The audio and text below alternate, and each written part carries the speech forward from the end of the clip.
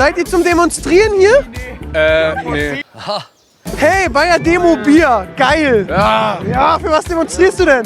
Für Heineken. Heineken. Ja, das wären die Richtigen. Lauter sicher nicht.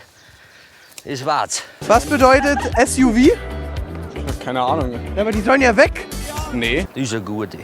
Und, hallo, du hast ein tolles Schild. Was steht da drauf? Da steht drauf, Mutter Erde ist eine Ehrenfrau. Wie viele Bäume wurden denn für das Schild gefällt?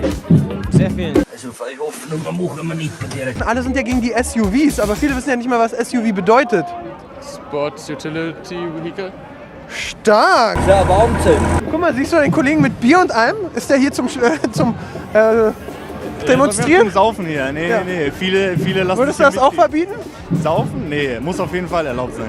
Ja, die Kumpels halt ein wenig vom Dorf haben wir so 10 Pfund. Ach, guck mal, hier, ihr seid sicher da zum Schule schwänzen, oder? Klar. Ja, na klar. Deine größten Fans. Oh, Mama Leone.